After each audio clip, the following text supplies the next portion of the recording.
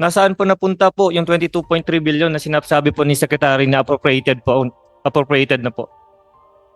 Mr. Chair, salamat, Ronald. Yung 19, hindi siya depleted. Nandiyan siya. Ang hinihintay namin, notice of cash allocation. Yun yung sasabihin sa amin, may pera. Ako mismo, ma'am, nandoon po ako. Halos maiyak-iyak siya, nagmamakaawa. Pera naman nila yan eh. Ng taong bayan yan, ibalik natin sa kanila. Hindi po atin yan, sa kanila po yan, pinagpawisan na nila.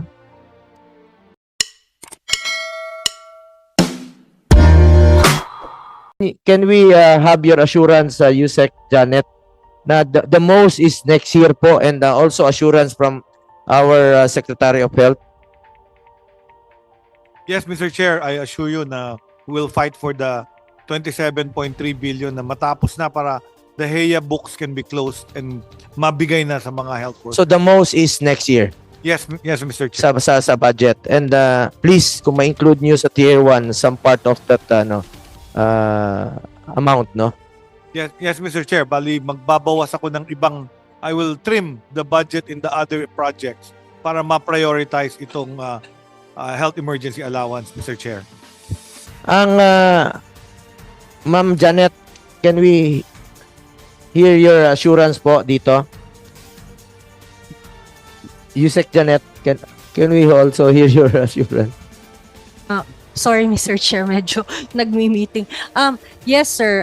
The secretary has already committed that we want to settle this. The worst case scenario, sabi nga po yung the latest date that we could give is that for the 2025 budget po. Of course, the 27.3 po will be further checked, sir, as part of the budget process. But rest assured that that will be Importante considered. talaga rito masarado na, Ma'am Janet, no? Yes, Mr. Chair. Yun ang gusto marinig. May gusto pa kayong marinig, Ronald? Mr. Chair, good afternoon po, Mr. Chair. If I can vividly remember yung sinabi po ni Secretary Herbosa during our last hearing po, no? Sinabi po niya noon na essentially yung 19.962 billion po na yan is essentially depleted na po. Ngayon, sinabi po niya nung April 2 na meron pong 22.3 billion na appropriated na po. If you can remember it right po. Yun po yung sinabi niya, appropriated na po yung budget na yun. And at 21% disbursement. Ngayon po, para kaming naguguluhan po ngayon, parang nawawala na po yung 22.3 billion na sinabi niya na po, na pinangako po niya na may bibigay po sa aming HEA.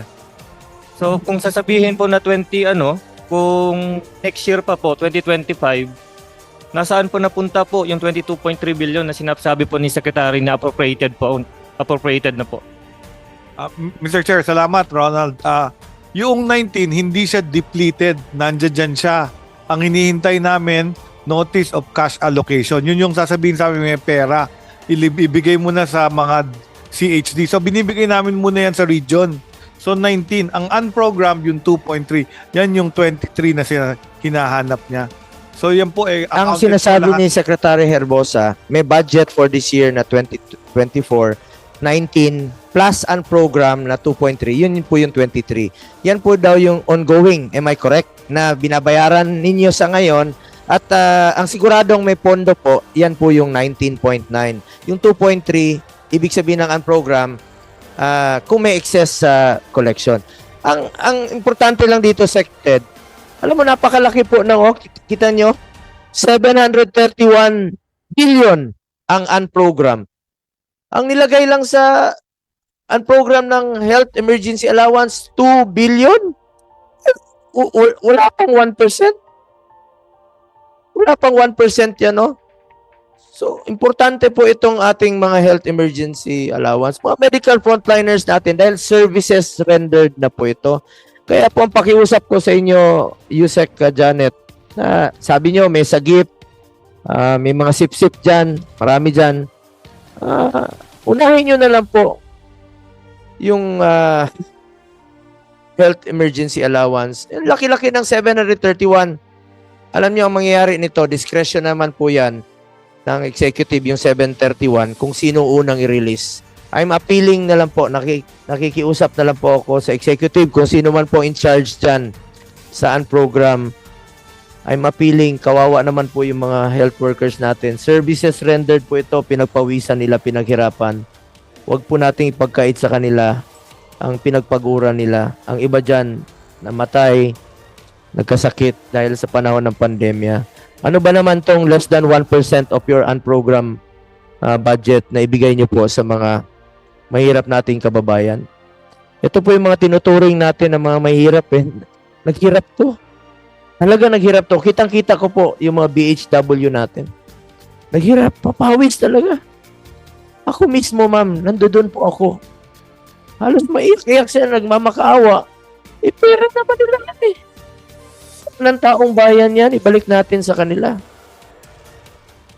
Hindi po atin yan, sa kanila po yan, pinagpawisan na nila. Mr. Chair. Secretary Ted, I'm appealing for the end time po sa inyo. Tayo rito, kayo po dyan sa DOH, nasa opisina kayong malamig.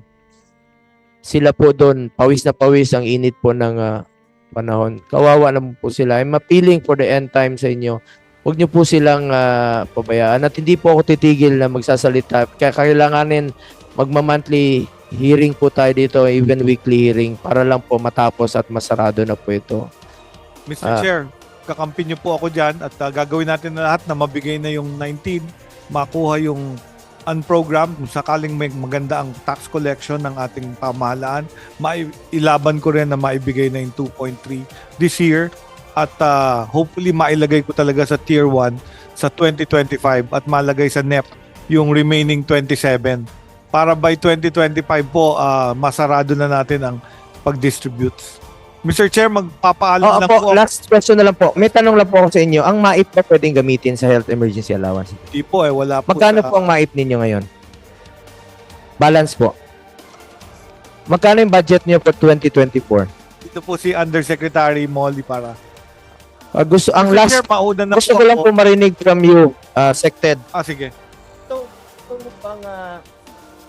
Ito bang sinumpaan ninyong memo na walang matatanggihan ng mga pasyente sa mga malasakit centers ay you're under oath during the time sa During Commission the on Appointments? Sa CA po. Andiyan pa rin pa ba yung pamangako ninyo? I will stand by my commitment at ang 2024 allotment ng gobyerno para sa medical assistance for indigent and financially compromised patients ay 58 billion pesos po. So gagamitin So, natin talaga. magkano na ho nagamit? 58 billion. Andito po si Undersecretary Tsaka, Molly, since aking in charge. yung tanong ko lang po sa inyo kanina, totoo ba yun na ayaw nyong, alam nyo naman ang malasakit program office is under DOH po. Nasa batas po ito, di ba? Correct po. It's under your office, meron kayong program director, at alam nyo nakatulong po ito more or less sa 10 million Filipinos. Yes, nung nakaupo akong secretary, nakita ko kung gaano talaga makatulong ang malasakit program office sa mga nangangailangan. Umiiyak nga ang mga pasyente, nakakatanggap ng tulong galing sa ating opisina. So maganda ang nagawa ng Malasakit Act, yung Republic Act. Sa tingin nyo po, naging epektibo po ito para sa mga kababayan natin mahirap? Lagi pong epektibo ito sa mga mahihirap na nangangailangan ng financial assistance sa kanilang pagpapa-ospital. Yung pangako nyong ipagpatuloy itong programang ito, wala pong magbabago? Tuloy-tuloy po at pinapaganda pa natin. Iniisip namin na maging digital. May building po na pinapatay yung magiging magandang office para yung mga pasyenteng nanghihingi ang magkaroon. At dadagdagan pa natin ang mga opisina sa lahat ng ating mga department. Yung suporta po ng DOH, since it is under your department, sa mga hospital ay tuloy-tuloy po ito? Tuloy-tuloy po tayong magbibigay ng tulong sa ating Mula sa MAIP program? Sa MAIP program at And malasakit dito ang PCSO natin. and PCSO and PhilHealth po. You should stand by your memo na walang matatanggihan na pasyente rito. Dahil pag merong namatay na pasyente rito dahil sa kahirapan, malaki po ang pananagutan niyo po sa ating mga kababayan. Yes po. Magsasalita talaga ako rito araw-araw. Kung meron pong namatay na pasyente dahil natanggihan at dahil po sa kahirapan, na wala silang matakbuhan at tinanggihan po ng inyong opisina. Paglalaban ko po yung mga kababayan nating mahirap. Mr. Chair, Tatandaan ko po yung inyong mga pangako, Secretary Herbosa. Opo, kailangan ko lang pong pumunta sa akin. Sige po, iwan nyo na lang po ang inyong mga USEC. Ang aking mga USEC para sumagot ng mga tanong. Yung JAW, Committee on Health. yung JAW pala, We have- tagal na pong natutulog sa opisina ninyo. Sige po. Itong JAW pala, ito yung tutulong, yung PCSO sa medical assistance. Kung di kayang tulungan ng DOH, di kayang tulungan ng PhilHealth, di kayang tulungan ng DSWD, tutulong di kayang tulungan ng DOH, PhilHealth and PCSO, tutulong po ang DSWD sa medical assistance. Malaking tulong po itong JAW sana, Secretary. Ang development, Mr. Chair, ang aming EXECOM ng Department of Health, lahat ng USEC at ASEC, na-aprubahan na to last April 25 at magse-ceremonial signing po tayo this May ng ating Joint Administrative Order. O medyo matagal na po. Last year po ito, sir. Opo. Marami pong na-deprive po na pasyente. Salamat po, Secretary, sa oras nyo.